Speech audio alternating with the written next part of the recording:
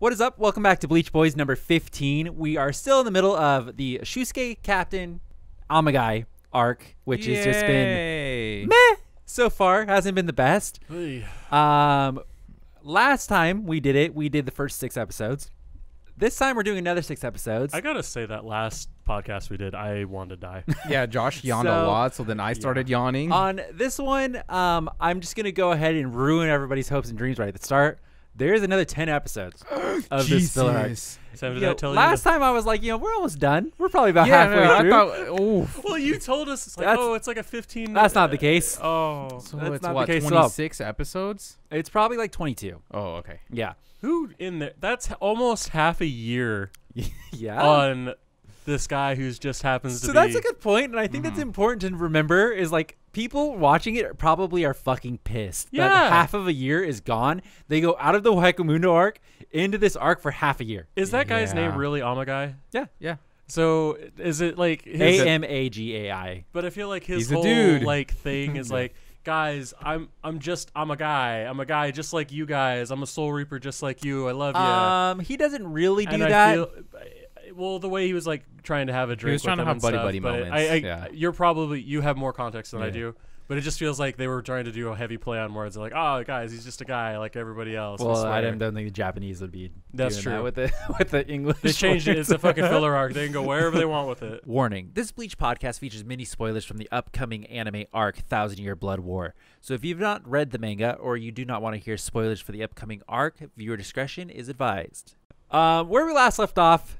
The Lady Rurichiyo was attacked by assassins, which is really do the whole arc over and over again. Everyone was an assassin. Yeah. Right? Yes. Not much to say about that, but she went to the world of the living where she had her little tea party, and then now she went back to. She went to the Serite. Now she's going back to the world of the living. Okay. So we pick up with Yukaku Kumoi, which is his full name, and he basically is saying that he allowed Lady Rurichiyo to leave to the world of the living because he can't attract the attention of the 13 Court Guard Squad. So he's got to play it sly. Yeah, because Kenpachi just showed up. You know, Yeah. like. Yeah. It's like, ooh, that's probably a little too close to home. No thanks. Then the main, I guess kind of assassin, we'll call him the main one, the blue-haired assassin takes the mirror sword, and then he's like, hey, take that, go fuck off to the real world to go assassinate her. And he's like, cool, So love you it. just hand this thing to everybody? Yeah, because the whole thing, as they describe later with these swords, is it's basically a Zanpakuto that anybody can use. So that's kind of like the cool thing about it. Yeah. Is like as a normal Zanpakuto, it's the wielder. It's very unique to the them, wielder. yeah.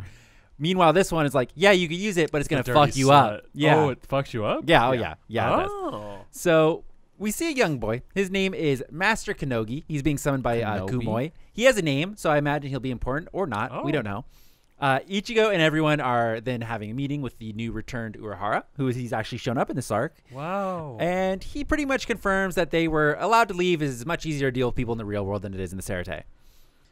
Urahara says they've been running low on supplies, specifically the raw materials reishi. For some reason, there's one particular type of it that is being depleted drastically. It's all happening under the radar, and it's hard to believe something like this would be happening naturally. So Urahara thinks something is up, which, shocker it is. There is one thing that they can connect to this phenomenon, and it concerns our little princess when they're talking about Lady Rurichiyo. It seems it all began as soon as she had appeared. Classic. Yeah. It's almost like the filler arc began then. They asked Kinryu, who is the one who could speak, just so we're all keeping track. Thank you. If he knows anything. But he says that the only thing they're interested in is protecting Lady Rurichiyo, so nothing else concerns them. They don't know. That's a good way to answer it. Yeah. Yes. Yeah. Urahara says, well, we should just investigate a little more before we do anything, and that's all. Then we see our blue-haired assassin, who I'm now going to go ahead and change it to a bit more of a bluish purple, because now it's nighttime and his hair looks different because it's shading. We could also refer to him as the only assassin that hasn't killed himself. He actually gets a name, which I'll just go ahead and spoil. His name is Hanza. Really? Yes.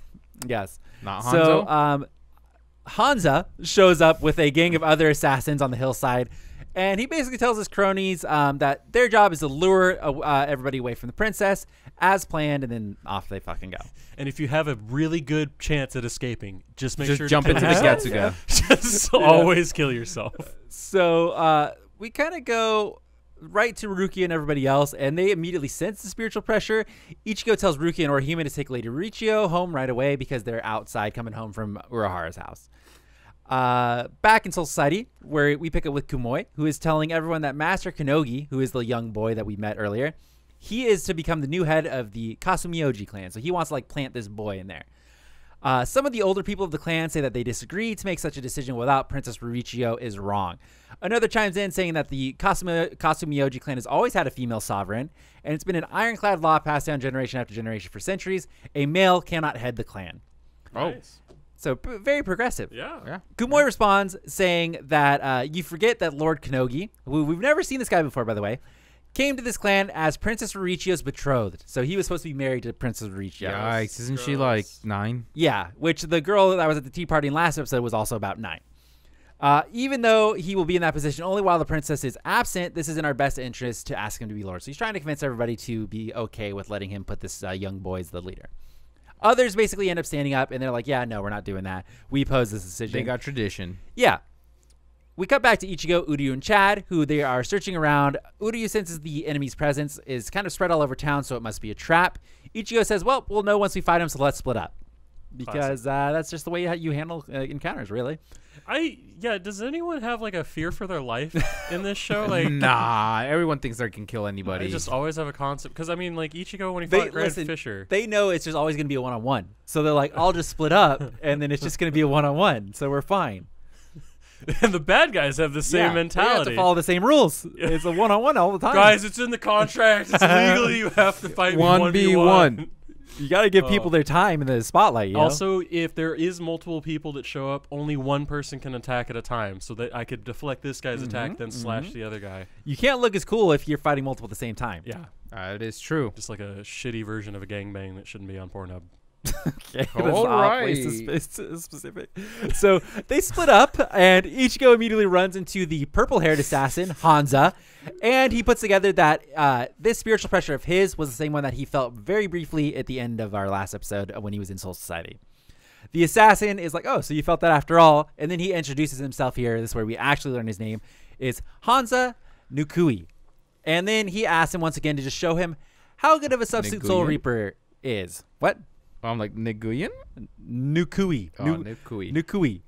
As in the old Kui is out. Yes. The new Kui's So we go back now to Uryuu, who he gets some kunai thrown at him because don't forget they are assassins, not ninjas, but they throw kunai. See, what kind of ninja doesn't wear bright orange? I know. It's really stupid. They're like actually wearing dark colors and stuff. Like, what a bunch of morons. I want to give a full detailed description of what I think this fight was. You can only throw 2 kunai at me at a time. I can fire 12,000 arrows at you. You can throw 2 kunai per second, but I can fire 1,000,000 arrows. And he's no, he can throw kunai. No, and he can throw like bajillion more. No, he's gonna be like the wind. It's coming from the left. I hate.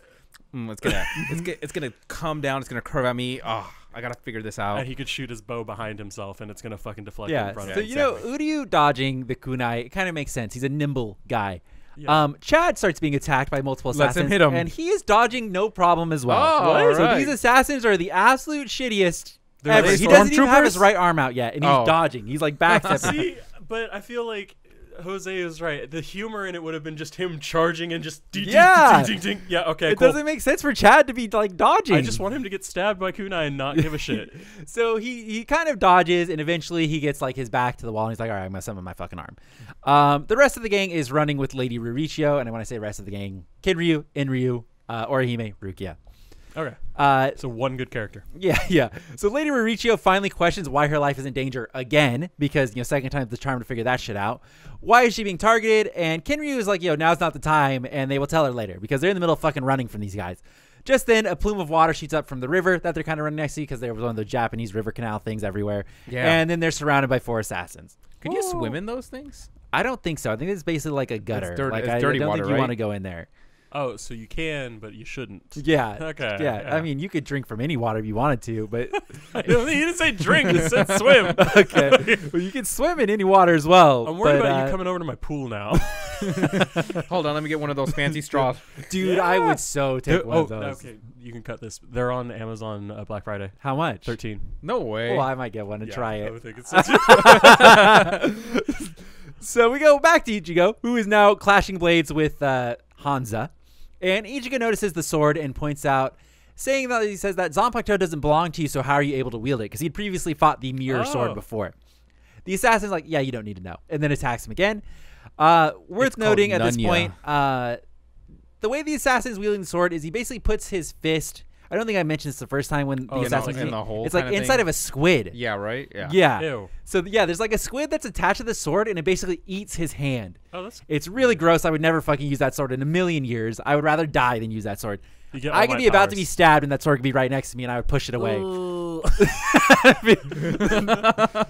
Just What like, if it starts like no, crawling towards I you? would start rolling the other way. It's like not happening. I can guarantee I can change your mind. Sure. No. They say we put it either on your hand or we put it on your dick. That's going on your hand immediately. I'm not doing either. Oh, you can kill me. He just dies. The random Getsuga just comes out of nowhere and you're like, ah! I'm not wearing that. Damn it. So Ichigo is dealing with Hanza pretty easily, and Ichigo like kind of calls him out. He's like, "Oh, what's wrong? The other guy was so much stronger." He's like, "What are you doing?" And Hanza agrees at this point. He's like, "Yeah, you're right. I'll have to change my tactics to win." And then starts glowing blue like he's gonna go Super Saiyan. Oh. And then the tentacles from the squid now expand, and they now take over his whole arm. So like the tentacles come off, which once again I would never fucking use that Do sword you in a just million put years. the iPad down at one point and go, oh.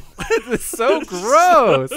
Like it's one of those things where it's like, yeah, it looks cool, I guess. Like this thing's devouring your arm, but just thinking about the slime and it's The so suction cups. gross. Yes, it's so, and he's like got the beak, and he's like it's gross. It's Ew. really gross. Does he get any powers from it? He does. So Oh, he okay. now says, now that his whole arm is devoured, he says, "Trap them, Sagai," which is the name of his sword. Amagai Sagai? Sug Yeah. guy. It might be. Oh, it's Saiga. Saiga. Saiga. Damn it. So, and then he goes to reflect the moonlight at Ichigo again. Ichigo, already having seen it, just blocks it with his sword because he's already fought against that. Is he using the Could you giant imagine- sword or is he in Bankai? The giant sword. Okay. That's so weird Yeah. to just have a tactic already on Yeah. one sword. Like, oh yeah, okay, you can't do anything anymore. That's one of the things where it's like, the Zanpakuto gets passed around, so it's like, yeah, well, I've already What fought a that hooer, one. It's like, Zanpakuto. Yeah, okay, that is a good point. it's like, not exactly impressive. You don't get the element of surprise.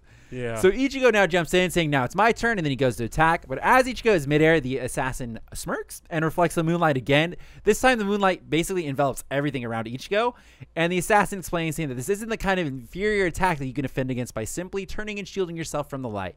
Ichigo screams, and then we cut away. The classic anime. oh. We cut back to Soul Society with the Kasumyoji clan boys. And when I say boys, I mean the people who didn't want to put the young kid as their leader.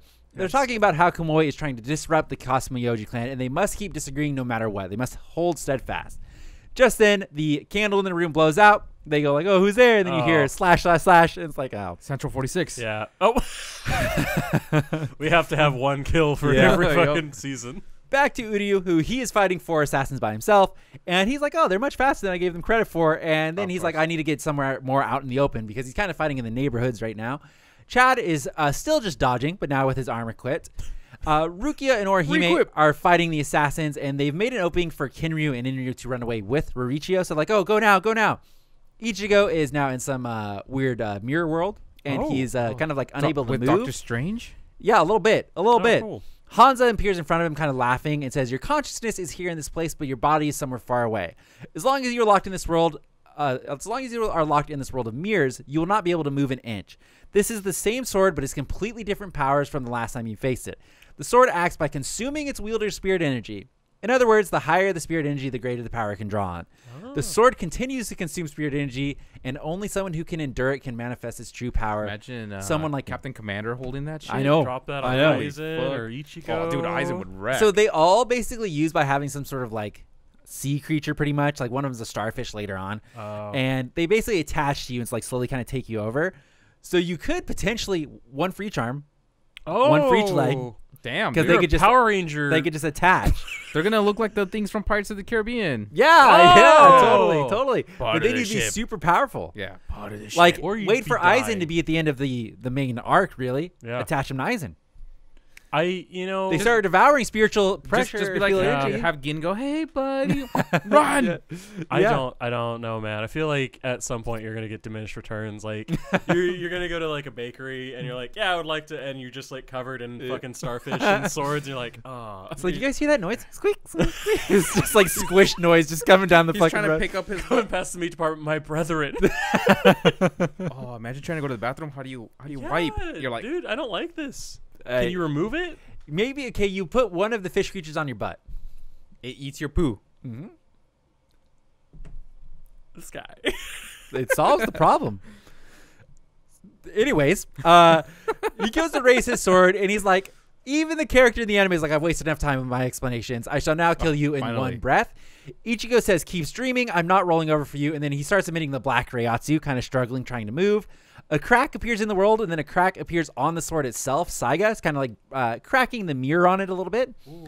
Ichigo continues screaming like now he is going to go Super Saiyan. After being stunned by the amount of crazy spiritual pressure that Ichigo is putting off, Hanza finally decides that he needs to finish Ichigo. Goes to stab him.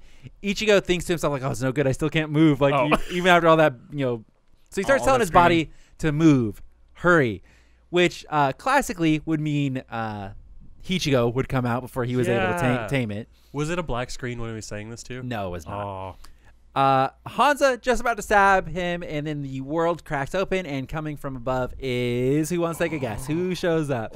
Someone comes to save Ichigo. Cracks through the ceiling. Yororichi, guess. Kenpachi? Yeah. I forgot about Yororichi. What? Yeah, Yororichi shows up. Cat form? No. Full human form. Babe. So she kind of shows up, and Ichigo says her name, and then Hanza repeats it like he knows like who she is. Okay. And Yororichi basically breaks out Ichigo, and they're standing on a rooftop kind of staring each other down. And she asks Hanza if he's sure he still wants to continue. She then says, if I were you, I would be careful. Check on the spiritual pressure of your subordinates. Then we get a scene of Uryuu basically shooting the four assassins out of the fucking sky. Nice. Chad sucker punches one of them right in the fucking gut. Then Rukia sticks her sword to a now classed assassin, and it kind of zooms out as we see she has defeated the other three as well.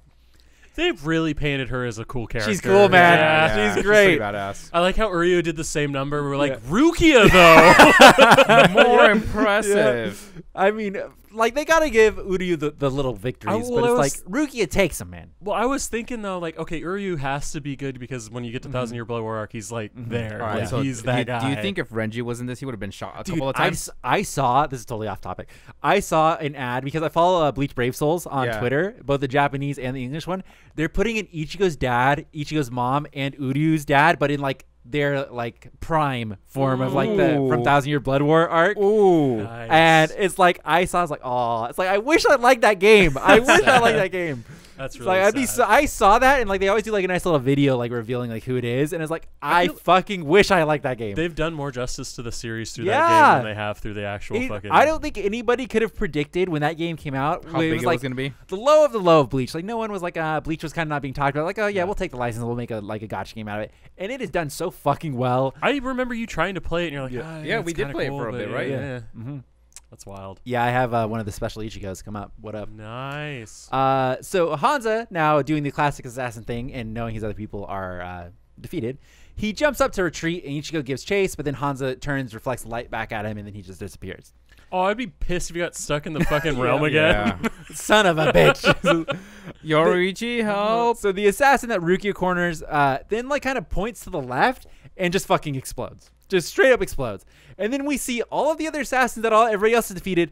Boom, boom, boom, boom, boom. Just explode. They all had bombs on them. They knew. Oh. So Hanza is in the air kind of running away. And he does say, damn, I didn't expect someone like Yororichi Shion to be in there. And then he says, and also Ichigo Kurosaki, which he's just an afterthought. And he continues on saying that his power is greater than I anticipated. Then he looks at the crack in Saiga and says, it won't be as easy as I thought. Well then, and then he goes back. Should have jumped in front of the Getsuga. Did they ever reveal Yororichi's Zanpakuto, or did she just not have one? I don't know, Jose. I don't think so. I think she just uses whatever her power is. Which is lightning, right? Yeah, but she just turns into a cat later. Yeah. Yeah, I don't know. So, but that's some badass mode. That's way outside of my memory, let me tell you. Because I remember when she fought Aizen, she had armor. Mm-hmm. But that's the one she's wearing in the figure you bought. Yeah, cool shit. So we go back to Soul Society, and we are in the same room with Kumoi and all the Kasumioji clan when he originally tried to put the little kid up to be the leader. But now it's missing about 7 people. Oh. And so Kumoi goes on and says, I will now move to anoint the 18th Lord of the Kasumioji clan. And everyone now is like, okay. And then Kumoi turns to the boy and says, I present Lord Shu Konogi. My sincere felicitations to your installation. And the boy looks at Kumo like the boy is concerned. Okay, man. And that's the first episode. So that was what? a lot for one episode. Yep. We got 15 more of this bitch? Yeah. We're only doing 5 more this episode, and then I'm going to try and take less notes for the final 10 episodes and try to power it out next time. So trying to do all that way we 10 can get next- to Huecamundo. We get back. But I just feel like, you know, you do a good job with the notes. Feel like I get the whole episode. But yeah, like, you need it to, because some of this I is was just gonna stupid. do that. I was gonna do that with this, whereas like I'm gonna take really light notes and try to get as many of the episodes done as possible. So Yeah. like I can really try and get this done. But then I started going, and I was like, ooh, I kind of want to talk. It's like, ooh, I kind of want to keep that. And then it's like, ooh, it's like, okay. Yeah, but they do some weird shit. Like, we Yeah. need to know all the assassins Yeah. exploded. We just need to know Yeah. that. Like, Yeah. it's stupid. So in the next episode, we see Hanza. He returns back to Kamui because, and Kamui basically admits himself. He's like, oh yeah, we underestimated the Substitute Soul Reaper, so you're good. Don't worry about it. Hanza asks for another chance, and he says, I will give my own life for another chance to exterminate him and the princess. Kamui asks him to show him his revolve, and Hanza says, yes, my lord, and then activates the mirror sword again. This time, the tentacles enter his arm like a fucking like needle, like it just go and enters his arm. And then we hear a lot of screaming, and it kind of pans up, and he's grunting a lot as well. Does he have a all for one arm? So you don't get to see, but then because like by the time it goes back to him, he grabs a piece of cloth and like puts it over his arm. So you don't get to see, but basically his whole arm is like completely covered in tentacles. It's gross. Kumoi says, you've formed a bond with the sword that cannot be broken. Do you understand what you've just done? And Hanza says, yes, I'm fully aware, my lord. And Kumoi responds saying, you've proved yourself. Go ahead and bring me the heads of the Substitute Soul Reaper and the princess. Hanza agrees, but then says, sir, could I make a request? I wish to borrow additional swords for I don't know. He's got the idea. Yeah. Well, he doesn't because he wants to borrow additional swords for his other friends. And then we see 3 other figures appear from the shadow. And this time they aren't just the regular generic looking ninjas we've seen where they're all wearing the same uniform. They actually have character design to them. Oh, okay. And we get their introduction immediately. So there is a short one, kind of looks like the jockey from Left 4 Dead 2. And his name is Jinnai Doko. Then there's a tall one who kind of has like a long straight back stream of hair. Like he was just in a fucking big ass Wind fan tunnel for or a while. something? Yeah. And his name is Kuzuryu. He usually says it like all one word, Kuzuryu. And then we get an Egyptian character. Looks like he'd be straight out of fucking Yu-Gi-Oh! And he's called Genga. And Kumoi asks them, he says, these weapons will drain the life out of anyone who wields them. Knowing that, do you still wish to receive them? And they all, of course, say yes. Oh, yeah. And then Kumoi agrees, and we move on from that. Thank God. I was just thinking about how you're like, oh, they look different than generic characters.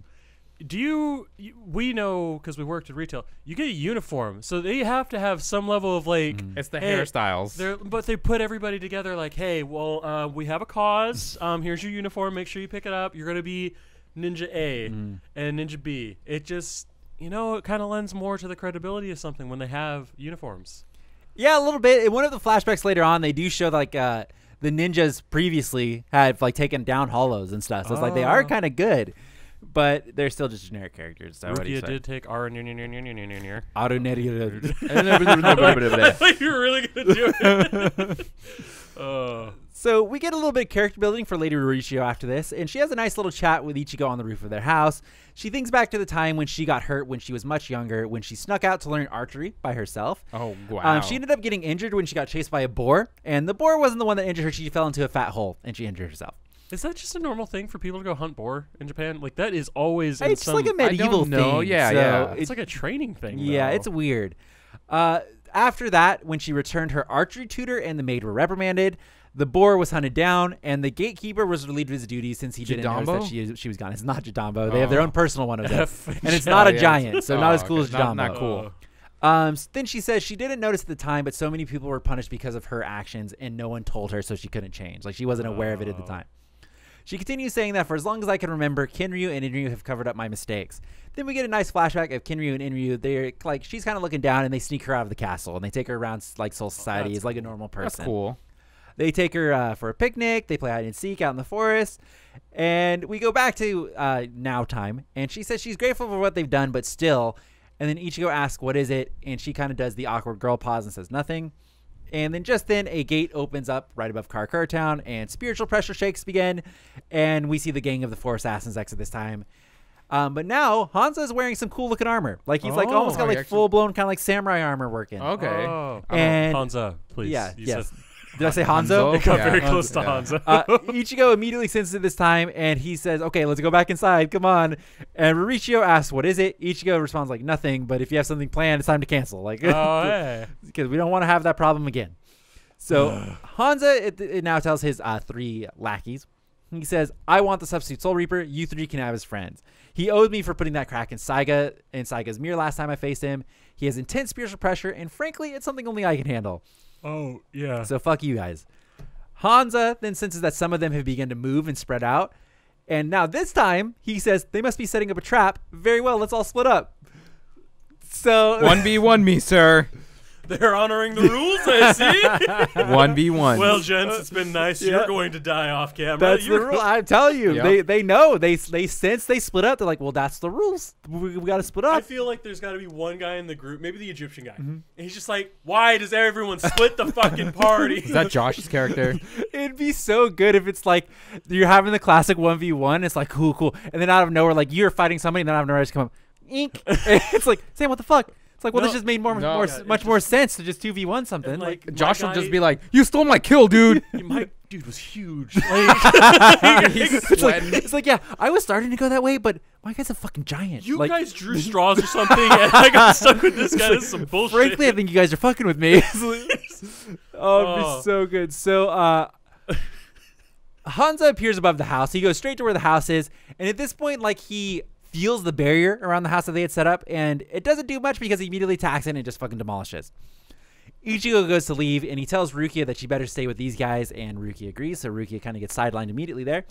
Nice. Ichigo exit, and he looks to his left, right outside of the house, and immediately Hanza is just there. He's like, hey, what's up? Nice. Rurichiyo runs out to Ichigo, kind of calling out to him because she wants to be with Ichigo, because obviously he's the strongest. Kinryu pulls her back, and then Hanza, like, doesn't... Yeah. And Hanza doesn't budge at all to the fact that Lady Rurichiyo came running out. So Ichigo asks him, he's like, hey, what's the big, like, he's like, what's the big deal, guy? It's like, I was under the impression that you were here for Rurichiyo. And it's like, you didn't even budge, like, when she came out. Yeah. And Rukia comes out to help Ichigo as well, but Ichigo tells her to stay. This guy is mine. Ichigo says, I don't Grudges. exactly get it, but for some reason, I think he's challenging me. Oh. And then Rurichiyo keeps kind of trying to get to Ichigo, but Kinryu isn't letting her go. Kinryu says she must stay put for something happens to Ichigo. Then Rurichiyo finishes that sentence by saying, then I'm their next target, right? And then Kinryu is forced to admit that basically that's the case. F. Ichigo and Hanza go to relocate somewhere else because all they want to do at this point is fight. Fight. And at the house, they begin hearing some laughing right after they leave, and then the midget jockey assassin comes out from behind a tree to challenge Rukia. Wait, Shorty Rukia? versus Shorty. Yeah. Nice. So he's not so much as doing like a direct challenge where he's like, I'm here for Lady Rurichiyo, and Rukia's like, yeah, it's not going to happen. Did you see me decimate those other 4 dudes? Your other 3. Have you seen my track record, please? Yeah, wait, so he's a random 5th dude? No. He's part of the he's a original. jockey, He's yeah. the short midget guy that looks like a jockey. Oh, that looks Yeah. like it. I thought we were talking about the fucking kid assassin. No. No. It's like, why is this guy still alive? Didn't he die? No. So Uryuu is running, and at some point he runs through some fog, and now he's being confronted can't by the see. tall assassin with the fucking jet streak of a hair. Oh, he's also nimble. And then you would never guess, why. His hair's but going constantly the back. really big Egyptian character fights Chad. No way. You would never think they put the two big characters against each other, but It's a code thing. I told you. Battle of the Browns. It's just the midget versus the short chick, like Jose said. Yeah. We got streamlined dude that looks like he's just put too much effort into his aesthetic, Yep. and the Chads. Does he look like that racer guy from Fairy Tale? No, it's the fucking helmet that they do for speed walking. Yeah. It's that that's kind of shit. what that's like, yeah. So we go back to kind of Ichigo and Hanza, and they're above Karakura Town, and he basically is like, here I come, Kurosaki, and Ichigo immediately goes, Bankai. Yay. And then that's the end of the episode This on is that one. the best Ichigo's ever been. I since- know. 'cause he's done Yeah, I Bankai know. twice. Don't fuck around. Listen, he gave you the one pity fight. Yeah. You didn't go Bankai at the start. This time he's like, nah, fuck it. It's like, I'm Okay. just going to go ahead and knock this shit out. Ugh. At the start of the next episode, Rukia does Suni no Mai, basically freezing the midget assassin inside of the pillar of ice. And he just laughs and breaks out. Oh, He's just like, damn it. it's like, that's a good one. And he says then, now proper etiquette requires that I show you my power. My Bakkoto, which is what the swords are called, by the way. They're called Bakkotos. And then he says, you're going to love Retsurai, which is what his is called. He then takes a bite out of his own weapon and begins chewing it. And he kind of gets like a huge burst of spiritual pressure at that point. And we now see that he has like 4 blades that have grown out out of his back. Interesting. And like he's like a porcupine kind of thing, or he's got arms. so, yeah, kind of like a porcupine. Okay. Like, but it's like they're like big swords, like 4 full-grown swords that are on his back. Weird ass butterfly. Yeah, and his sword is basically like 69 guy, where it's kind of like a scythe. Okay. But it's like a traditional, like one-sided. It's not like a dual. And then it's got some spikes coming out, and that's what he keeps taking bites out of. Not the most impressive, but it is tied to a chain, so kunai with chain. That's all I'm saying. Oh, Yeah. like Sasuke. Yeah. So he uses it to actually wrap up Rukia, the chain part of it, and then slam her into the house. why do they always do this to chicks? Yep. Do they ever wrap up guys? I don't know. I can't think of anything I off the feel top of like my the head. thing they ever Yeah. do to a guy is like, oh, I got your. They did wrap everybody up when they fought Loopy. Oh yeah, But Luffy he wrapped did up immediately everybody. go after Matsumoto. Yeah, Like, everybody else was wrapped up, but he was like, oh, Rangiku, I'm going to that's their- puncture the fuck out of you. we've swept around a little bit. Yeah. but, you know. Yes. Yeah. So he eventually, after slamming Rukia into the house, he goes after Kinryu, and Kinryu releases Zanpakuto, causing the flowers to be summoned. Oh yeah. It basically goes all over the short assassin's blades, but he just begins spinning the scythe and kind of blowing everything away because he's smart like that. He chases after Inryu and Lady Rurichiyo, where Inryu is the one who can't speak, by the way, and the big bald guy. He shoots some blades out of his chest now, and just as he's about to hit, Rukia reappears doing Hado number 33, Sokatsui, and incinerates the blades. Nice. The short assassin, whose name, by the way, is Jinnai. Jinnai? He laughs, giving Rukia props, and then eats more of his blade, because why not? Dude, I'd What be a so weirdo. mad in this fight where this guy's like, so I'm gonna kick your ass over here. nom. So he's kind of eating, and he's like happy with himself. He's like, wow, amazing. So this is the power of the Bakkoto, and then he just begins whomping Rukia again, just absolutely whomping her. We go over to Uryuu, who is running and gunning throughout the air. Like, he's kind of running, shooting. He, of course, informs his opponent that he's a Quincy, because he's got to do that every fucking time. I'm a And Quincy. he gives his introductions, Uryuu Yoshida, and he's fighting Kuzuryu. The assassin points his blade at Uryuu, and Uryuu asks if that's a Zanpakuto. The assassin explains, not at all. It's a Bakkoto. Bakkoto are not restricted by things like Shikai and Bankai, hence its unique appearance. And its power Starfish. is contingent on the spirit power of its wielder. A Soul Reaper and his Zanpakuto complement each other, gradually increasing the power of both man and blade. But this sword takes nothing but its wielder's spirit energy and converts it into power. Oh. So there you go, a little bit about how the Bakkoto works. They begin a fight, and then we see the true form of the assassin's weapon. His weapon is called Shiragiri. It's a kind of like 2 swords that he's wielding, and it's attached by an umbilical cord that wraps around his neck and arms and stuff. It's really gross. Once again, would never use a Bakkoto in my life. You know, Yeah. The more and more you talk about them, there's some. I'd rather like, just jump into the Getsuga. Yeah. I wonder if there's some like weird twisted death if you had that, and it's like, oh, I'd rather just die to a Getsuga. But I would hate. Like, there's got to be some level of nuance that we're just completely skipping over. Like, there's a symbolic meaning. He had a father. That It's ate gross. His yeah, It's no, gross. It's gross. Blech. Smells like fish. So they begin to fight, and this guy is laughing, and he says Uryuu's Reishi arrows won't work on him. Uryuu fires, and he says Shiragiri Mugen Kairo, and then creates a bunch of like fog all over the rooftop. And he begins laughing, and he's creating a bunch of shadows that look like him, and the fog is Uryuu's trying to fire at everything, but nothing doesn't is he hitting. Know that Uryuu can like shoot like a couple thousand per I second. know, what an idiot. What a fucking idiot. Doesn't he So- have Steel Schneider? Oh, well, we might see that later, let me tell you. Uryuu ponders if it's some sort of illusion as a sword comes out of the smoke behind him and nicks his shoulder. And Ryu says, it's useless searching for a spiritual pressure. You're never going to find me. Uryuu just disregards that and starts firing at random, and he hits nothing. Uryuu thinks some more, and he says that he's sure the rooftop isn't this big, so he doesn't understand like how he has so much space to move around. He thinks, is my perception off, and then gets nicked again. We go over to Orihime, who none of the assassins even bothered to go to Orihime's house because who gives a fuck. And now she starts to run off because she can sense the spiritual pressures of all of her friends, and she needs to hurry. Just then, she kind of turns like she's going to get fucking whiplash, and she looks towards a hill and says, Chad. Oh. And we cut away to Chad. Sato. Wait, are they trying to ship those two? That's not how this works. I don't think there's so much trying to ship them as much as like she probably felt like he was getting fucked up. She's like, oh, the weakest homie. He needs help. He is the weakest homie. 100%. Yeah.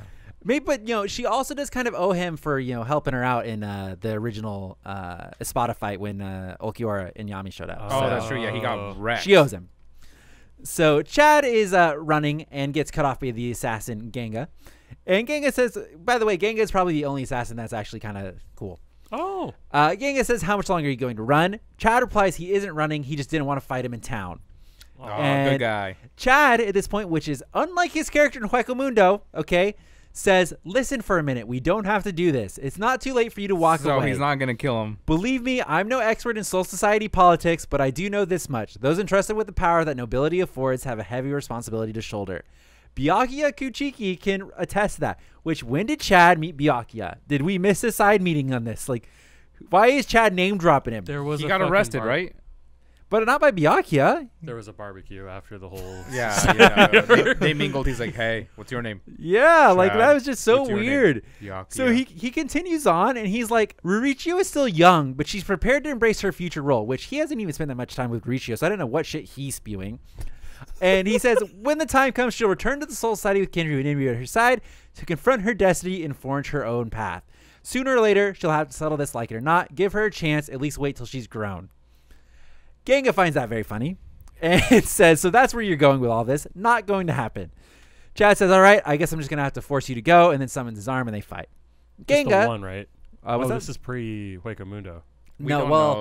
He does have both of his arms in this fight. Spoiler. But he does one at a time, and let me tell you that he does one at a time, as in he summons the classic right arm, right? Mm-hmm. Then he goes to shield form right arm, and then he will do devil arm. So they're fighting, and Genga's using the weapon that we've seen before as well. He's using the one that summons the walls. Oh, that's the one that he's using. The one we thought was really stupid until he did something cool with it. Yes. So, and somehow Chad recognizes it as well. He's like, oh, that's the one Ichigo previously fought against. He's told me about this in great Chad detail. there too? He was not there. He was not. That's why he told him in great detail. Chad says he's using the Bakkoto, or the assassin says he's using the Bakkoto Kakuyoko. And he says that run your friend bested earlier could barely throw up a wall. My spiritual pressure is a whole other story. Then Genga begins powering up shots and fires more walls at Chad. Chad is still just dodging because apparently he's very good at dodging now. Nice. Which I guess now that I think about it, it makes sense because I think he was doing a lot of that with Renji when he was training with Renji. Oh, yeah, I guess so. Yeah. He eventually gets hit, and they kind of begin doing a beam struggle, kind of, as in where Genga is firing a beam. Meanwhile, Chad is just kind of like punching the beam and like trying to push it backwards. And basically, Chad loses and then sends Chad flying. Genga thinks the fight is done, but the only thing Chad has going for him every fight is he just gets up over and over again. He's like Captain America. Yeah, really. So this time, Chad gets up and they clash beams again. But this time, Chad wins, punching it, and he forces Genga to slide backwards. Nice. Now we see that his right arm is in shield form. Wow. And Brazo Derecho de Gigante is what he calls it. It was an attempt. Yes, that's actually really good, though. I got it. Yeah. Fuck you. I got it, too. You were being pessimistic. He was being supportive. So Chad says, sorry, your attacks won't work on me anymore. And Genga replies saying, guess I'll have to kick it up a notch and use my full power to crush yours. And then begins going Super Saiyan and shoots out another huge blast at Chad. Chad just stands there and tries to block it with his fists. Chad gets slid away, looking all roughed up. Chad's breathing heavily. Genga's breathing heavily. Chad says, is that all you got? They clash again. This time Genga flashes behind him and hits Chad. Chad recovers. They clash again. Ooh. This time, close range. Chad punches him. Genga stabs him. They both get sent flying back. They stare at each other, panting, and they just kind of like do that for a little bit. Then, they begin making out, and they go on a date. And yeah, it was really weird episode. I don't know what happened. I think I might have gone onto Twitter on accident or something. Damn it. I just saw some of that. So you just pictured it all. I was going through my feed, and Sam likes this one guy, and I got all of that guy's likes in there. Like, So Genga says that technique you're using, it eats up some of your life, doesn't it? You've got some thick skin, but how long do you think you can keep this up? Is that true? So Genga was fighting Chad, and Genga's like, your technique eats up some of your life, doesn't it? I don't remember Chad ever talking about that. I don't remember him ever talking about it either. Chad has a description of his powers? So I thought he just smashed things. Chad replies, and he's like, I could ask the same of you, because we already know his is doing that. Your spirit energy is also being exhausted by that sword of yours. At this rate, it's going to consume you. Genga says, my spirit energy is infinite. This is nothing for me. I haven't even started yet. Then he begins glowing again and says, feast your eyes on the true power of Kakuyoko, and begins waving it around and slashing the ground, creating kind of multiple walls around Chad now. Chad says, you're just wasting your time. These walls aren't going to hold me. Genga, for lack of a better description, growls and then just disappears. Chad looks around saying that there's no sign of his presence. And then we begin to see a weird blob kind of appear in the walls that he made. And from the wall, we begin to see Genga reappear behind Chad. Chad is just standing there looking straight forward because he's a dummy. Genga says, "You're mine," then screams, lunging towards him. We see blood fly, and that's the end of the episode. Which, if you were an assassin, I don't know why you're screaming before you attack, but okay. Good point. The worst assassin I've ever seen. They're all the worst assassins we've ever seen. They're worse than the orange dude behind you. They don't sneak attack. The main guy showed up in samurai armor. He's not an assassin anymore. Every time he walks, clunk, clunk, Yeah. clunk. Ooh, do you think they know we're here? Nah, dude, let's just keep going. Before he got that, he even showed off a spiritual pressure, Yeah. and Ichigo's like, "Oh, I found you. Oh, Yeah. you saw that? Oh, you cute too, hey, hon." man. So at the start of the next episode, we pick up with Rukia, who she's continuing to get absolutely whomped. I would have loved if there was like 5 guys, and she's like, "Oh God, they keep sending them at me." Yeah. She thinks to herself that she needs to find a way to stop his speed and those blades on his back.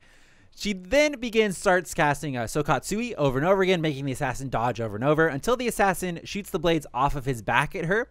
She then does Somi no Mai Tsukishiro and creates a pillar of ice, freezing all of the blades in the air. The assassin then goes to take another bite of his sword to power up again, because each time he takes a bite out of the sword, he regrows the swords on his back. But then she does Bakkoto number 4, Ainoa, which is the yellow rope thing basically, and it like binds his arm to his sword. Then she does Bakkoto number 1, which I'm not sure we've ever seen before. We've seen one. Which is just called Sai. And basically what it does, from I had to rewatch this part a couple of times because I wasn't 100% sure, because the yellow binding basically not that one. It's literally like yellow rope, and it basically locked his hand to his sword is basically what it did. And then Sai forced his arm like in the police hand behind your back. Like, okay. Yeah. So did the rope pull or his arm? I think Sai like made his arm go back and do that. It was very hard because it goes from one scene to the other, and he's already in that position. Like, you don't see it. Like, she goes, you watch Rukia, she goes Sai, and then you look over him, and now he's like, ugh. "Oh, you got me." Yeah. Your chicken wing. They just say sigh. They literally sigh because you I got thought me. you meant like he goes. That's how it's got a name. Bakkoto number 1. Oh, You do it to someone, and they go, oh.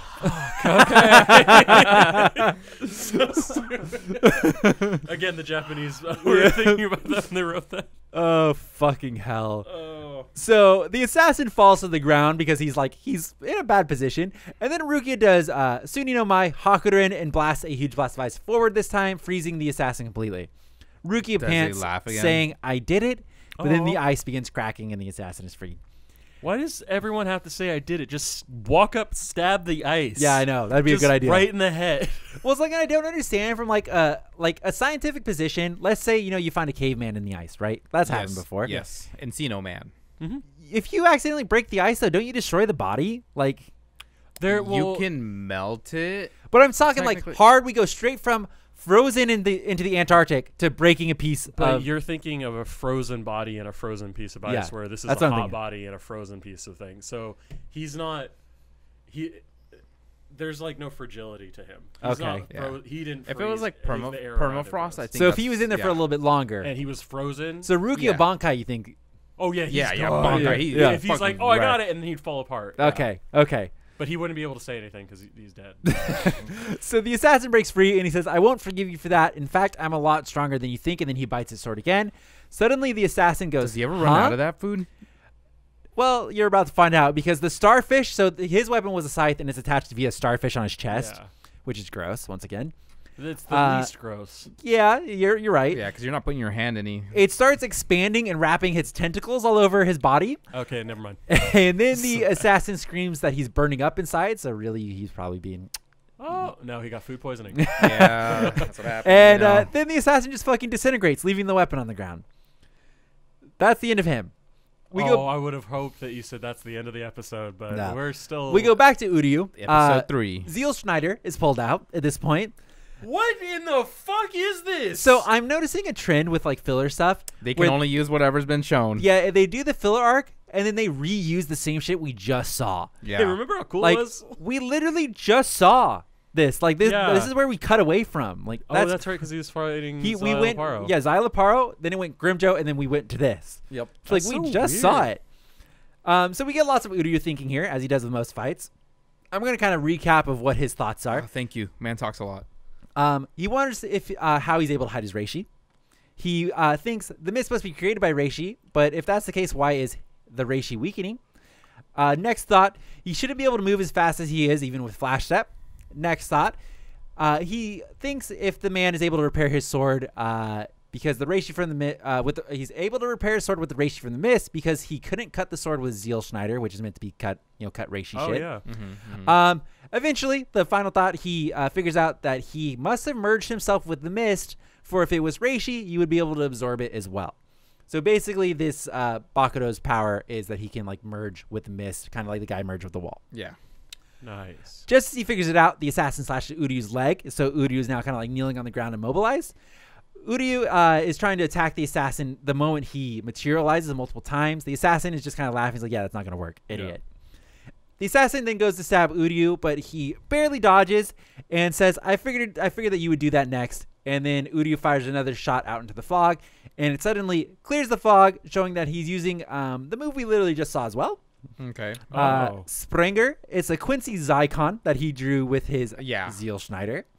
And Uryuu I was gonna ask if he. No way. So do you remember when we were talking about this when this happened, and we were like, "Do we ever see that move again?" Here we go. Oh, fuck us. 10 then episodes I later. was like, "No, we don't see that move again," because he specifically explains in that episode that takes a long time. takes a long time. It requires 2 people usually because it takes a lot of setup. Yeah.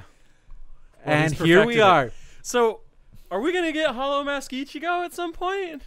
Later. You can just tell me. I'm literally trying to think, and I do think we do at the end. Wow, they gave no. So this is post Hueco Mundo when they're all borderline gods. So like this arc, literally, you cannot fit into the storyline anywhere with the way that they've set this up, because we get the Zeal Schneider stuff, we get the like the Hollow Mask stuff. So it would literally, canonically, if you like wanted to be like, hey, this is like falls in the timeline here. It's after. It can't happen. You're right. Because like it can't. Because he loses his powers. Yeah, at it the can't. end It of can't Hueco happen. Mundo. What the fuck? So it's like this. I think that's part of the reason why, in my mind, this kind of sucks, because even though it is filler, it's awful. Like they didn't even try to fit it in. Like they're just like, we have to cut away. I feel like at least the Bount arc, they did it after the first arc, and they blended it in. They're like, hey, it's like this is another storyline. Like, here you go. That must suck though, because they're like, oh, we're really close to the manga. Yeah. Let's just. They had to do it. We have to do something. Like, I don't know, flashback. They didn't even write off as a flashback or anything. So you know what happened is they wrote this, and then TJ the fans will love just it. started writing the end of like Hueco Mundo. He's like, guys. Well, the problem. They probably had no idea that Ichigo loses his powers. I'm not even talking about the fact that he loses his powers. It's like because of the power reveal that we get. It's like the Zeal Schneider thing and stuff. It has to be after that. Yeah. Which is literally mid Arankar arc. Oh, you're right. Yeah. And so like we can't. It doesn't. But it's like fit it doesn't anywhere. even stop when they leave Hueco Mundo. Yeah, it does. They just go straight into Aizen. There's no time where it's like.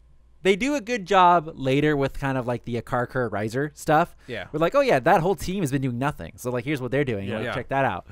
That's fun. But it's and like Bount literally, if it wasn't right after Aizen, could have been its own arc. Yeah, where it's like that stuff, like that one at least are like, oh, we're going to go back to the real world. Here's something they did in the real world when they were back.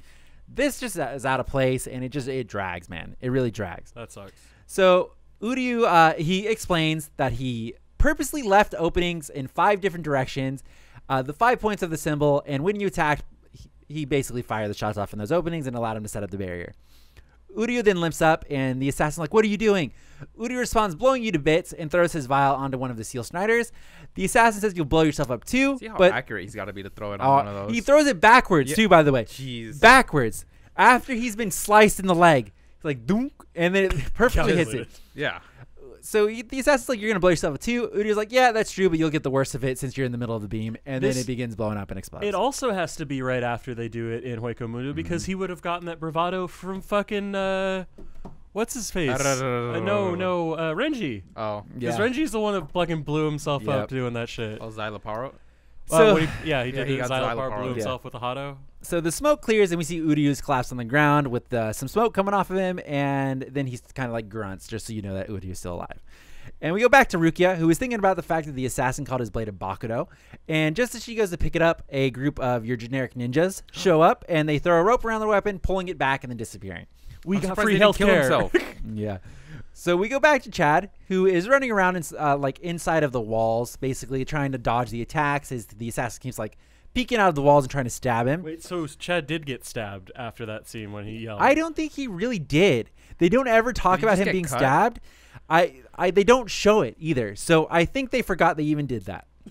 They're like, oh yeah, someone screamed. Yeah, Blood. So it's like we need a How good do- ending for that episode. Yeah, how do so we end here this? you go. Generic blood in the Yeah. air. So Chad is like, yo, I'll just break down the walls. But then the assassin's like, yeah, you're not going to be able to do that without turning your back to the other wall. So then I'm just going to fucking stab the shit out of you. Oh. Chad is kind of pinned at this point against one of the walls, and he's blocking with his shield.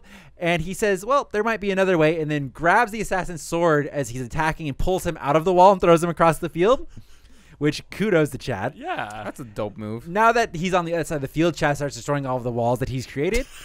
Rampage. Yes! He's rampaging through all of this. So the assassins are trying to create new walls, but Chad is like shooting his beam as he's trying to create them, like canceling them out all over again. Angry. They basically just cancel each other out over and over again. Oh, I love the it. two once again are standing. They're both panting, staring at each other. Nice. And the assassin laughs and says, I never thought I'd meet a man like you in the world of the living. I joined because I wanted to possess this katana, but the first time I use it, I face an opponent who's so strong I'm forced to draw out its full power. What luck. Wow. Chad tries to warn him and saying that the blade is dangerous. It's pulling the life force out of you. The assassin is just like, yeah, I know, but before I defeat you and lay it down, I want to see the full extent of its power, and then begins powering up.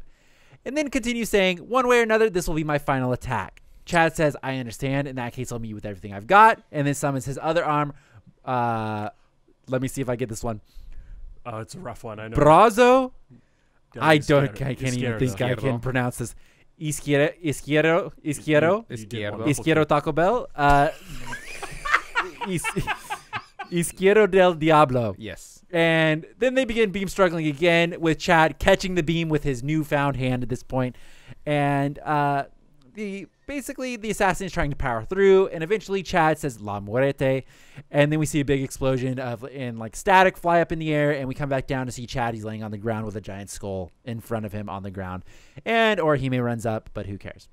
Nice. Next. We go back to Ichigo versus Hanza, where Ichigo is sensing that his friends are going down, and he says, you couldn't beat me, so you sent your thugs to go after all my friends. Hanza replies that in the heat of the battle, those that lose their temper die. They clash blades some more until eventually Hanza goes to reflect the light at Ichigo once again. He remembers this has already happened and starts flash stepping around because he's in Bankai mode this time. Yeah, right. yes. So, and he goes, I already have all your little tricks figured out. Then goes to stab the mirror of Hanza's blade, completely shattering it. Ichigo says that Zanpakuto uses the light from the mirror to press his attack. So once the mirror is broken, the fight is over. Hanza says, don't be so sure, kid. And then the light starts reflecting all around Ichigo, kind of like bouncing off of the shards that are now falling through the sky. Hanza continues saying, I told you before, but depending on the spirit energy of its wielder, this katana can become insanely powerful.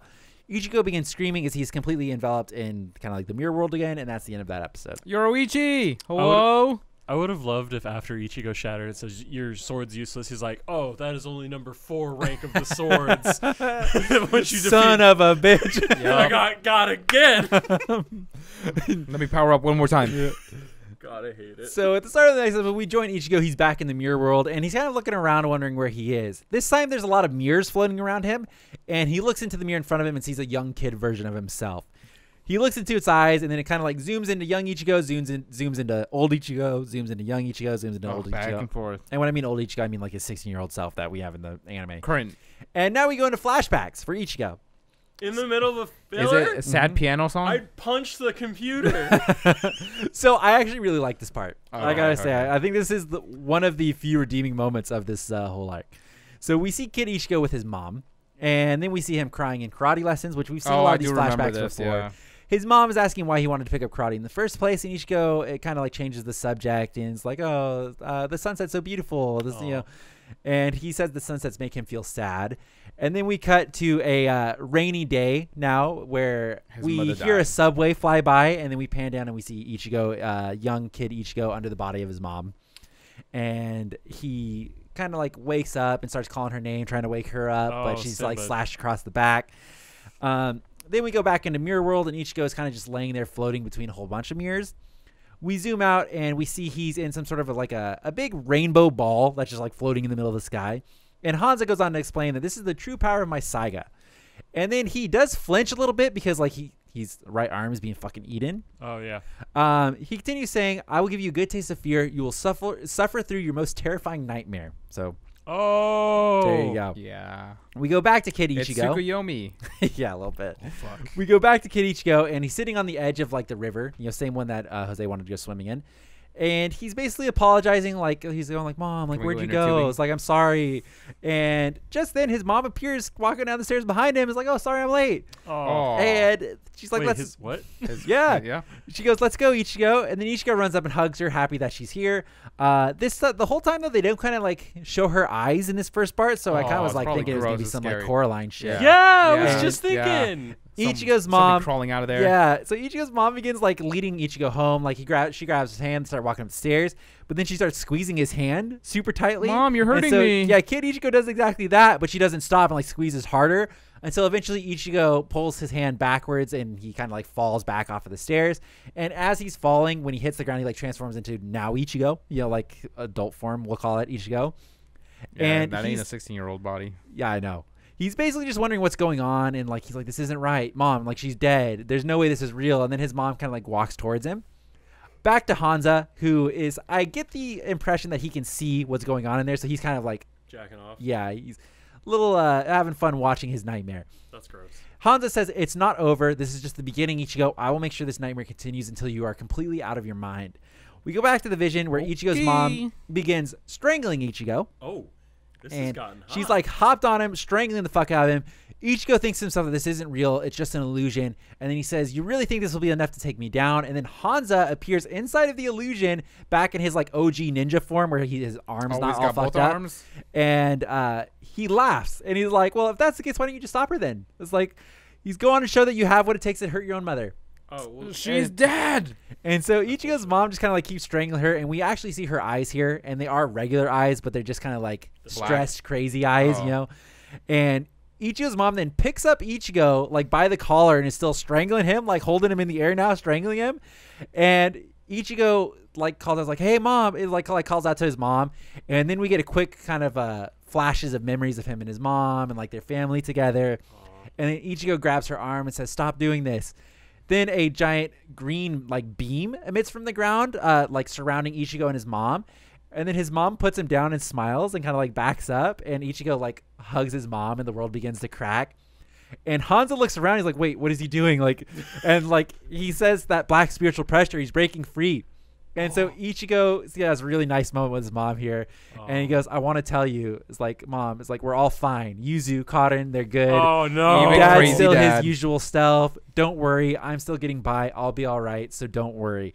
And then we Aw. go back to the real world where Hanza is in shook of the spiritual pressure that's going on. And he says, "How can he be escaping the nightmare of Saiga? How can he have so much power?" We go back to Mirror World, where Ichigo continues on saying, "I have to get going. Everyone is waiting. Listen to me, Mom. I'm sorry I couldn't protect you that day, but I've always wanted to tell you, thank you, Mom, for protecting me." And then Oh, so Ichigo's mom sweet. smiles, and then the world evaporates. Oh, that's fucked. And so Ichigo breaks from the rainbow bubble. He's standing there full Bankai mode, and he says, "Whatever gave you the idea that you have the right to mess with someone else's memories." Hanza then raises his blade and begins powering up as like a fucking tornado of wind wraps around him, and his blade is now glowing kind of like purple bluish. Kadia. Because it's nighttime, right? Yeah. They begin fighting in the sky, and at one point Ichigo clashes blades and gets. They clash blades, right? He gets sent sliding backwards, but once again they're in the air. By the way, okay, so like his feet are sliding. When did he learn to actually sustain himself out there? Don't know. But he goes to stop himself as he's being slid by like grabbing the air with one of his hands. Like you see him like grabbing the air. See, we It's see like, them- There's a pillar of reishi just shot Yeah. Yep. 40 feet this I way, was hits like, a wow. tree, and he's just like, yeah. I just saw. It's like I'm not so sure I've seen anybody do that before. It's like that's kind of interesting. It would be Yeah. super cool to see something like that, Yeah. though. It would be. So like he recovers, and then just then Ichigo looks up, and Hanza is panting as his armor is now ripped off, and we see that his whole upper body except for his head is covered by the tentacles. Ichigo says, "It looks like your sword is consuming you," and Hanza says, "My Bakkoto, as long as I feed it spirit energy, its strength is limitless. My pain is unimportant. What is happening to my body right now is expected." Ichigo says, "You must stop this." Hanza says, "You think I will take orders from you?" And then Ichigo is like, "Fine, like who is making you do this? Like who do I need to get to tell you to stop?" Hanza then big snitches here and says the Kasumi clan. And we go into flashback here. 6ix9ine? Seriously. So he continues on saying, from ancient times, the proud Kasamioji clan distinguished itself admirably by furnishing the royal family with the strongest of swords. And for many years, my people have acted as assassins for their clan. We lived as their shadows. To safeguard the hidden art of our sword making, we even fought against the 13 court guard squads. Even though it was strictly forbidden, we did it all for one purpose, to protect the Kasamioji clan. For decades, that has been the reason for our existence, to serve them. I fought for their clan in countless battles, acting on their behalf, cheating death so many times. And now I've acquired this awesome power, which seems a little out of place there. Power that only a chosen few are worthy enough to be granted. Ichigo says, do you really believe that you're one of the chosen? Hazen replies, that's right, but you ruined everything. Ichigo says, if your true purpose is to protect the Kasamioji clan, then why did you attack Lady Rurichiyo? Which, fair point. Yeah. Hanza says, but because the weak have no right to carry on the Kasamioji legacy. Ichigo rightfully points out she's only a child. And says Rurichiyo is scared, terrified. Even when she smiles, she's filled with fear. Which what she wants is only to be free, which is a different story from what Chad was saying. Yeah. Yep. So they begin fighting again. Wrong, I guess. That's just misreading people left and right. So Ichigo finally decides to, at this point, don his hollow mask. And Ichigo lands at point blank Getsuga, sending Hanza flying backwards. Hanza powers up again as Ichigo calls out to him, saying, you have to stop. Listen to me. Your sword is consuming you. You're being eaten alive by that thing. Hanza refuses to listen, saying, shut up, Soul Reaper. My power is limitless. This sword is an instrument that will destroy you, not me. He goes to raise his sword to attack, but then, shocker, the tentacles begin wriggling and he fucking explodes. So I love it when people are saying, oh, my power is limitless with this sword that now I have acquired. Well, okay, so you have to have use cases. Last guy.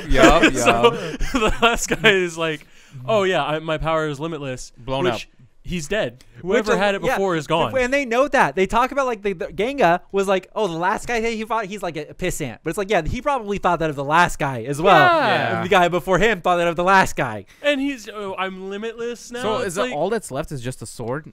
Yes. Right, yeah. So just the sword is, like, survives. What if he fought Captain Yamamoto? Just like he would not get, he wouldn't be there. He'd be done. The minute he'd walk in his presence, Captain, you know damn well that man would kill his own mother if he had to. That guy's heartless. Yeah. So at the end of this episode, we do go back to Soul Society, where we see Kabune. Do you guys remember Kabune, the new third seat of the third squad? The guy who wants to take Izuru's job. Yes. Yep. But this time he's being tailed by Izuru as he's walking around, and we eventually see Kabune arrive at a gate, and then he kind of like looks left, look right, and then he enters the house of the Kasamioji clan. Oh, the shadiness. They're doing it.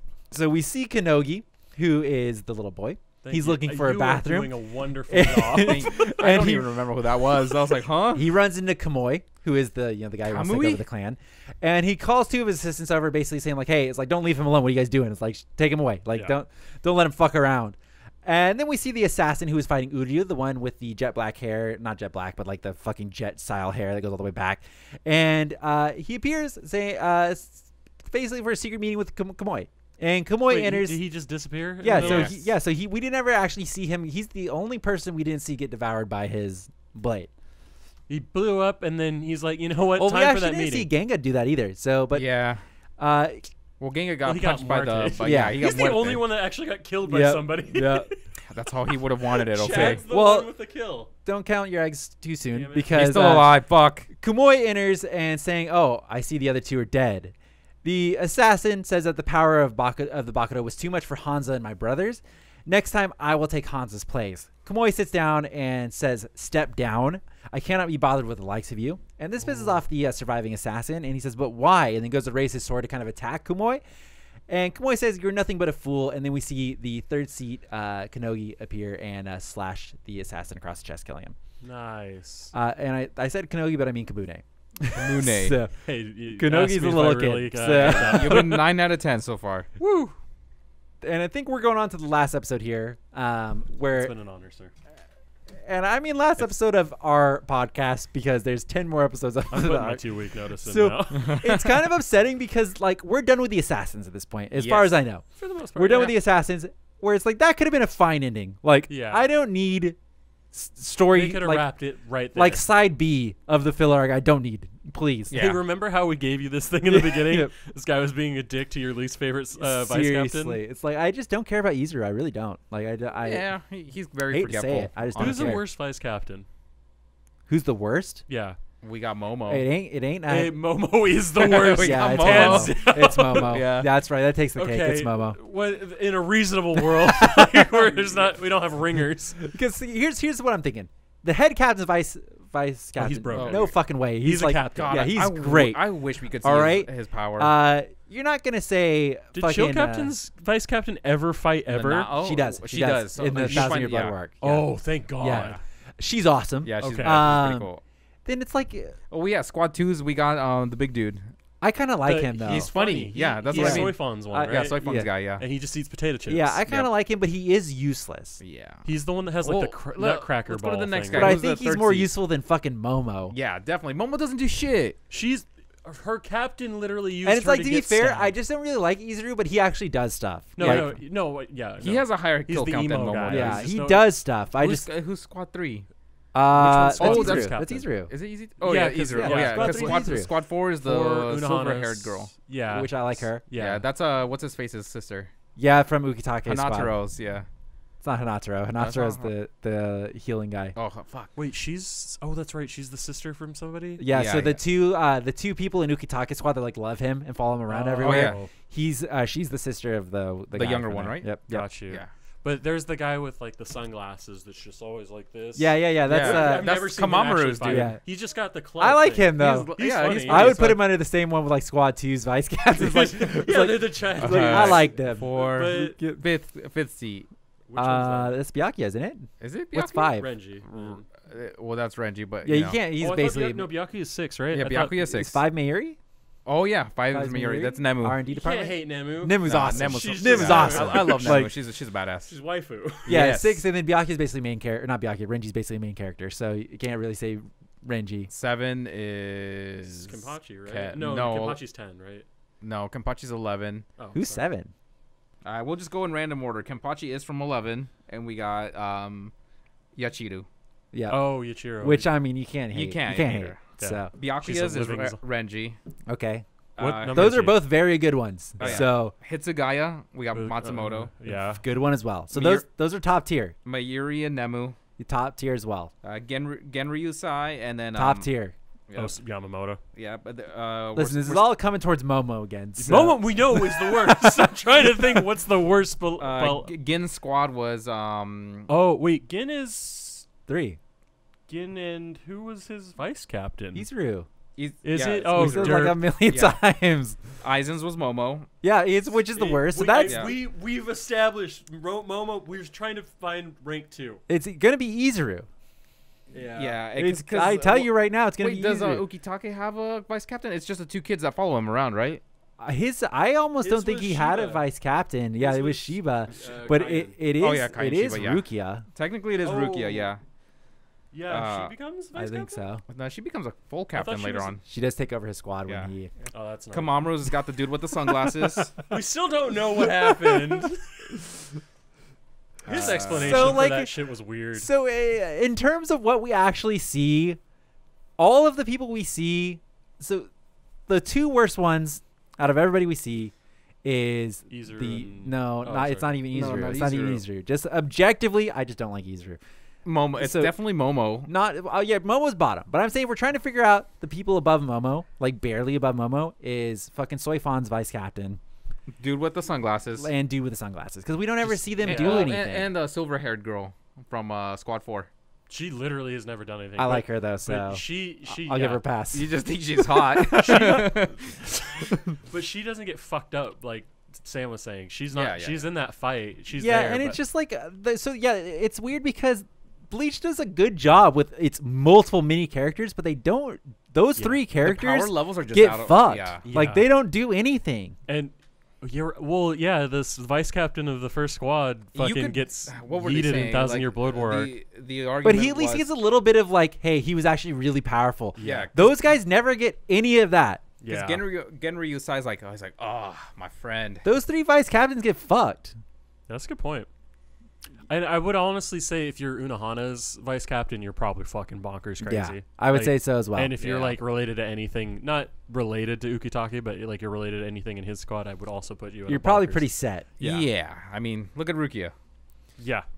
All right, well, let's finish this fucking thing up and move on, hopefully. So We pick up the episode with Squad 3, who is in a old school fighting arena, kind of like a Coliseum, and they're all commenting how nobody actually uses them anymore. But Third Seat Kabune thought that since they have access to it, they might as well use it. We hard cut to a captain's meeting because it's not being in Soul Society without going to a captain's meeting. They do call it not a captain's meeting, but a captain's council is, I think, the correct term for it. Amagai is... That's a way of getting like 5 of the captains, be like, hey, we don't like the other ones, but we want to have you guys here real quick. So Amagai is basically recapping things that had happened so far, talking about the restrictive current being reactivated even though it was asked to be shut down. Mayuri cuts him off, telling him that this isn't the time to whine, so, shut the fuck up. But he continues on saying that there's no cooperation between us, no strength, no unity. It's our most basic weakness. This leads to Amagai suggesting that they conduct joint training. Kenpachi's squad is against it, of course. Ukitake speaks up, bringing up Gin, Aizen, and Tozen, saying that they each took advantage of our gaps in communication. Unifying the squads would make our squads stronger. It makes sense. We cut to Ukitake, Amagai, and Chill Captain, Hiraku, drinking, and Amagai is super drunk, of course, and he's upset that he didn't get a commitment for joint training. He thanks Ukitake for helping him out, and then drinks some more and passes out. Classic. Ukitake then asks Chill Captain what he thinks about Amagai, and he says, I like him, but it's a bit tough. I just hope his enthusiasm doesn't alienate the other captains. We go back to Squad 3, where Izuru just straight up asks Kibune at this point about going into the Kasumyoji clan house in front of some of the other squad members, which is a pretty dick move. And Kibune just kind of laughs. He's like, well, don't be silly. He's like, I'm just a common soul reaper. I wouldn't want to impose myself on such an aristocratic clan. And Izuru begins thinking to himself, like, am I mistaken? It's like, no, I'm sure it was him. Okay, yeah, he's definitely second captain. Yeah. Second worst. And then just like every other time, a hell butterfly appears saying they've detected Menos in the Serite. Of course. Why? So Squad 3 wants to move out without the captain in order to show the other squads just how strong they've become. Uzuru says no, they should stay and wait for the captain. Kabune chimes in and saying, no, Izuru, if we train properly, the squad will remember how to maneuver even without the captain. The others are confident that they can fight, but you seem to undermine them. That's not what I call leadership, Kira. It sounds like you don't think we can handle it. This riles up the other squad members who want to go, but Izuru doesn't say anything because he's an emo. And thus everyone turns to Kabune saying, well, follow your orders, Kabune, because he can't even make a decision. Kibune turns to Izuru saying, it seems your men have made up their mind. Will you support them or no? Izuru just kind of mopes, thinking. Then Kibune says, you leave me no choice, and runs off with the men. So you like slowly back into the team, and everyone's like high-fiving him. Yeah. And he's just like, what's up? So we cut to some of the other squads now. They're running around Serite trying to find these Menos. They're running into each other. They're running into dead ends. We see Hitsugaya. He tells his men to go to their guard positions. As it's odd they haven't received any eyewitness reports, and then he takes off on his own. Miri sets up a sign basically blocking one of the paths, saying it's highly unusual for Menos to step foot into the Serite, so I advise you to stay out of the way and let us take care of it. So they want the Menos for themselves. Captains are getting involved? Yeah. For Menos? Some of the squads, they're supposedly supposed to be powerful. Remember, back in the day, some of the squads get to the reported spot of the Menos, but there's nothing there. Izuru runs after Kibune, and the squad once again telling them he thinks that they should stay put and pull back. Kibune says he should stop confusing the men with these contradicting orders. Izuru then grabs Kibune by the collar, saying, why are you about to fight him? Cut to Chill Captain, who is overlooking the Serite, getting a report from one of the ninja report guys. And the report guy is basically like, hey, there are now several conflicts between squads deployed in the field. He turns to Nanao, who says, well, want to head home? And she says, but sir, Menos are in the perimeter. And he replies, I don't know about that. And then Hitsugaya shows up, and he says, so you're having doubts too. We cut to Ukitake, who is informing the members of his squad, saying he believes it's all a ruse and someone is playing a trick on us. He thinks someone called the alarm, someone provided false information. Everyone from captains, lieutenants to average soul reapers all took the bait, proving just how easy it is to trick the 13 core guard squads into chasing an enemy that does not exist. So the real question becomes who's responsible. Just then the head captain appears, and he says, it was I. Whoa. And we go back to Squad 3, where Izuru says, if my men continue to plan on pressing forward, and then he puts his hand on his hilt, challenging Kibune. And just then we see the captain show up. Amagai. Yep, and he walks up and says that he had a bit too much alcohol again, sorry. And then he goes, by the way, Makoto, which is Kibune's first name, the squad doesn't vote on decisions. When I'm not here, Izuru will give the orders. Remember your rank. Oh. And then Amagai apologizes to Izuru and says, next time you should take control. That's also... Yeah. Yikes, SA. So just then, actual Menos begin appearing behind Squad 3. All the other squads begin rushing towards the Menos, trying to be the first one there. Oh, I'd hate to be on Kenpachi would be so happy. So some of them run into like dead ends, and they begin clogging up like the alleyways that are all of Sarate. We go back up top with head captain in Ukitake, and he says, the 5 Menos you see, I created them myself using the Tenshin Tai. I wanted to study and see how each squad would react to my false alarm. Alas, it has gone as I expected. All that's left is to see how the new squad deals with the chaos. Amagai tells his men to just do as they've trained and nothing can stop them. Go to the other squads and tell them how we usually maneuver. I'll give the orders, and then they all disperse. Which, realistically, by the way, is horrible leadership because he didn't tell them what squad to go to. Oh, God. It's basically like when someone's dying on the ground and you just yell out, someone call an ambulance, and then nobody wants to do it. Oh, yeah, because that guy over there looked like he was Yeah. going to do it. He was on his phone. I saw him 2 minutes ago. It's horrible leadership.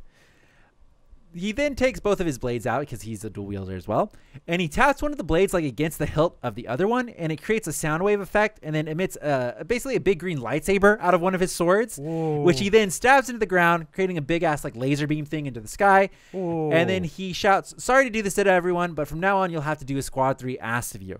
The other squads begin falling back upon seeing this, and now that they've kind of spaced out, Amagai begins shouting orders to all the members of the squad to relay to the other squads what to do. As this is all happening, you see Third Seat Kabune. He's kind of up on one of the walls watching all of this happen, and you can see the kind of like red matrix shit flying down his thing, like he's like recording it, or I don't know what he's doing. What? He's got It's really weird. He's got a handheld. It's basically red like Japanese text, like doing matrix effects down his thing. I don't know. That's creepy. We see the head captain, and he gets the report that all of the Menos have been destroyed after following the orders from the captain of Squad 3. He says, I see the proposed joint exercise will be carried out with my approval. So Amagai now has the approval to go ahead and start the joint training exercises. We go back to Squad 3, and this makes them obviously very happy that once they got the joint training approval and they got the chance to show everybody how good they are. Then we get the classic bit where we find out once again that the captain was drunk the whole fucking time. Hey. We then finish out with Ichigo. He's on his way back as he conveniently runs into Kabune, who is all by himself in one of the courtyards, and Ichigo peeks around the corner and he sees Kabune basically send out a hell butterfly all by himself, and that's the end of the episode. To be continued. So he like sent that data somewhere else. That's episode 179 for the record, and there is exactly 10 more episodes of filler left after that. So, speculation, he is commissioned by head captain Yamamoto. This Guy. Kabune. Kabune. And he's a robot. Because he's apparently Also created with the Tenshin Tai. Also created with the Tenshin Tai, which we just introduced, which can also create fucking Menos. Somehow. Well, Fuck. like, but before you continue, think how dumb everybody in the Soul Society is. Hey guys, we have Menos in Soul Society, and everybody is just like, yeah, they must be here somewhere. You would see a Menos. They're huge. giant. You would see it Yeah. from a mile away. You would see, like, we And have spiritual pressure. They scream when they come out. So it's like Yeah, you would they're always hear like, a Menos. The fucking Sero, they're not walking out Seroing. Like, whoa. It's so unbelievable. It's pretty red outside tonight. They Yeah, should've- yeah. They should have just said hollows. Like, I don't know why they specifically went to Menos. Exactly. Like, if it was just hollows, it's like, oh yeah, they're Yeah. down there in the forest. They're We somewhere can't- out here. Menos are the biggest fucking thing you could pick, and it's like everybody's running around like they're gonna be around the corner. Like, no, Yeah. dog, if they were there, you would see them. There's 5 Hello? skyscrapers walking around. They're taller than any building. The in only Sarate. excuse I would give is for one squad who is on the direct opposite side of the giant mountain that's in the middle of Sarate. Yeah. That's the only squad that gets the Did you see okay. What? That But that they only mountain? get that Nah, okay that- for about 5 minutes where they run to the angle Yeah, to they see. can flash step their ass Yeah. over there. It's stupid. It's so dumb. Yeah, okay, Yamamoto, Keen, that was a good joke. But then he summoned them. He's like, hey, so you guys Yeah. didn't get it. Now then- finish the job, damn it. Well, it's like, Yeah. what did they think was happening to the Menos the whole time? Like, where was it? I don't get it. Yeah. But again, you have that, the Seros, the screeching that you just that Yeah. you can't get away from. There, it's all there. That's stupid. They didn't think this one through. So, Fucking Phil what is is your that. conspiracy theory? Kibune's robot created by head captain Yamamoto? and he's using that to test all All the the captains captains. because he thinks Izuru is being a little pussy ass bitch. So it just comes back down towards Ichigo. So the head captain hates Ichigo as well. Pretty much, he's like, you got to get your shit together, and then Amagai.